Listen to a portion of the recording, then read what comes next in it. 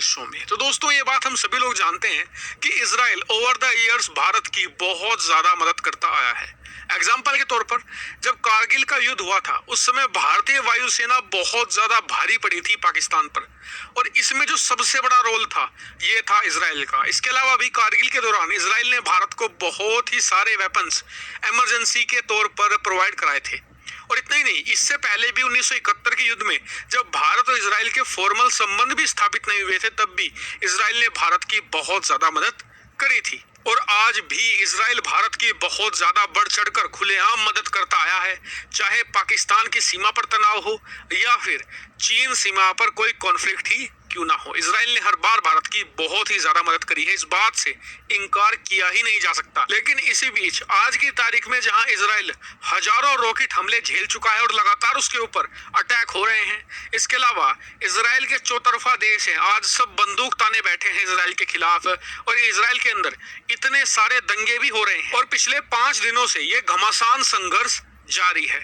लेकिन यहाँ पर आलोचना अब हो रही है भारत की। भारत को यहाँ पर इजराइल का साथ देना चाहिए था खुलकर। इजराइल को जो मदद चाहिए थी वो सप्लाई उसे करनी चाहिए थी। लेकिन भारत ने मदद करना तो छोड़ो, एक ढंग का स्टेटमेंट तक जारी नहीं किया है। भारत के जो यूनाइटेड नेशन में वहां पर स्थायी प्रतिनिधि हैं, उन्होंने एक ट्वीट जरूर किया है, लेकिन भारत के विदेश मंत्रालय ने, भारत के पीएमओ ने या भारत के किसी और मंत्रालय ने एक ढंग का स्टेटमेंट तक जारी नहीं किया है। और देखिए, इजराइल को हमास को हराने के लिए आज की तारीख में हथियारों की मदद की जरूरत नहीं है।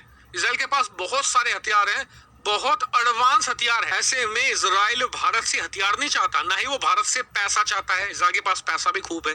तो इजराइल को मदद किस चीज की चाहिए? इजराइल को चाहिए भारत का सपोर्ट। अगर भारत यहाँ पर एक स्टेटमेंट ही जारी कर देता कि जी हम इजराइल के साथ खड़े हैं, जो इजराइल के साथ हो रहा है काफी गलत बात है, या फिर भारत के प्रधानमंत्री फोन कर देते बेंजामिन नेतन्याहू क्योंकि जी हम आपका दर्द समझते हैं, आपके ऊपर हमले हो रहे हैं, बस इतना कह देते, तो इजराइल को लगता कि जी हाँ भारत उसके साथ है। चलिए, अगर भारत के प्रधानमंत्री भी फोन नहीं करते तो भारत के रक्षा मंत्री, भारत के विदेश मंत्री, कोई भी इजराइल के विदेश मंत्री या रक्षा मंत्री को फोन करके कह देता कि जी हम आपके साथ खड़े हैं, हम आपका समर्थन करते हैं, तो ये काफी बड़ी मदद हो जाती है इजराइल की। मैं आपको एक छोटा सा एग्जांपल भी देता हूँ। ऑस्ट्रिया यूरोप के बीच में बसा हुआ एक छोटा सा देश है। ऑस्ट्रेलिया नहीं, ऑस्ट्रिया की मैं बात कर रहा हूँ। वहां के जो चांसलर है, जैसे हमारे यहाँ प्रधानमंत्री होते हैं, ऑस्ट्रिया में चांसलर होते हैं। उन्होंने जो अपनी बिल्डिंग होती है, मेन गवर्निंग बिल्डिंग होती है जहां पर चांसलर बैठते हैं, वहां पर उन्होंने ऑस्ट्रिया के झंडे के साथ इजराइल का झंडा भी फहरा दिया। स्क्रीन पर आप फोटो भी देख सकते हैं। तो उन्होंने बस ये इसलिए किया है कि इजराइल को लगे कि हम उसके साथ खड़े हैं, हम उसके हर संकट में साथ हैं।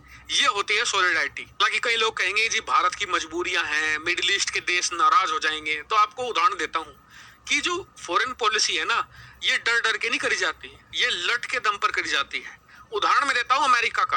अमेरिका सऊदी अरब की भूमि से, सऊदी अरब के जो वहां पर जो उनके सैन्य बेस है, वहां से इजराइल को प्रोटेक्ट कर रहा है। हालांकि कई लोग कहेंगे कि जी अरब के देश हैं, ये फिर भारत को तेल नहीं देंगे। तो देखिए, हम तेल मुफ्त में नहीं खरीदते, तेल के पैसे लेते हैं। इनकी इकोनॉमी भारत के पैसों से चलती है। और सबसे आखिरी बात, इन सभी देशों को पता है कि भारत आने वाले समय में एक बहुत बड़ी इकोनॉमिक पावर बनने ही बनने वाला है।